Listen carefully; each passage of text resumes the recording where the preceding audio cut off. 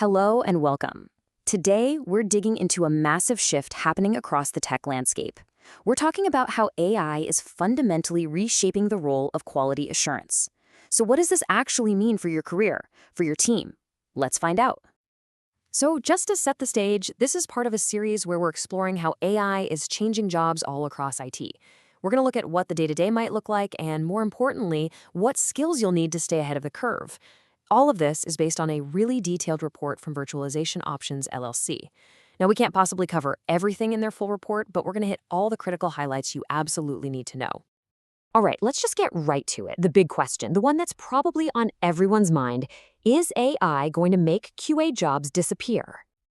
Well, according to the report, the answer is a clear and simple no. But, and this is a big but, it's not that simple. AI isn't here to eliminate the role. It's here to elevate it, to make it more strategic, more powerful, and, frankly, more important than ever. Your job isn't going away, it's getting a major upgrade. So here's how we're going to break this down. First, we'll look at the classic QA role as we know it. Then, we'll jump into the exciting new AI-powered version. From there, we'll get into the specific skills you need to build. And finally, we'll lay out a roadmap for how you can get your team ready for this future. Okay, so before we can really appreciate where we're headed, we have to be clear about where we're coming from. For years, QA professionals have been the guardians of quality. And as a guardian, you know the drill. The days are filled with mission-critical, hands-on work. We're talking about manually writing and running test after test, carefully documenting every single bug, and grinding through those long but necessary regression cycles. You are that last line of defense, catching issues before they ever reach a customer. And this process right here, it's probably pretty familiar. It's a very logical cycle. You find a defect, you write it up, you send it over to the developers, they fix it, and you verify it. It's methodical, it works, but let's be real. In today's world of rapid development, it can also be a huge bottleneck. But now, things are changing. With AI, the role is shifting from that reactive guardian to a proactive architect of quality. This is someone who's not just finding problems at the end, but is designing quality into the product from the very start. This is where it gets really cool. Just look at the side-by-side comparison. Instead of manual test execution, you're now orchestrating an AI to run thousands of tests for you. Instead of spending hours maintaining fragile old test scripts, you're overseeing self-healing tests that automatically adapt when the application changes. It's a fundamental shift from doing the repetitive work to designing the intelligent systems that do the work for you. And this new role comes with a seriously powerful new toolkit. We're talking about using predictive analytics to know where bugs are most likely to show up, using computer vision to catch tiny visual bugs the human eye would miss, and you're even testing other AI models, making sure they're accurate, unbiased, and responsible. The big takeaway here is that QA is no longer just about testing the software, it's about ensuring the quality of the intelligence inside the software.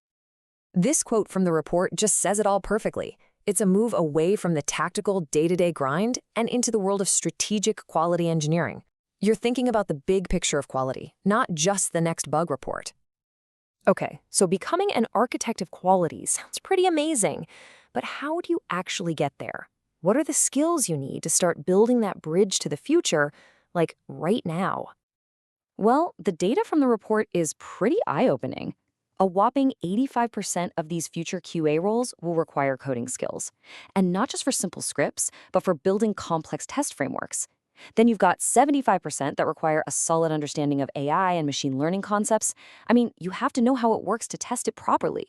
And 60% will need data science skills to actually analyze the results and pull out meaningful insights. This isn't just a small step up, it's a huge technical leap. And all of these new skills feed into this new philosophy, quality engineering. The goal isn't just catching bugs anymore. It's about using strategy, data, and smart automation to build quality in from day one. It's all about being proactive instead of reactive. Now, I know this can sound like a pretty tall order, maybe a bit overwhelming, but the great thing is the report lays out a really clear, manageable learning path to help you and your team get there. It really starts with a simple 4-step plan. First, you have to take stock of the skills your team has right now. Then, you define what skills those future architect roles are going to need. Step 3 is just connecting the dots to see where the gaps are. And finally, you create personalized learning plans for everyone. It's about being intentional, not just hoping for the best. And this isn't something that happens overnight. This timeline gives you a realistic idea of the journey.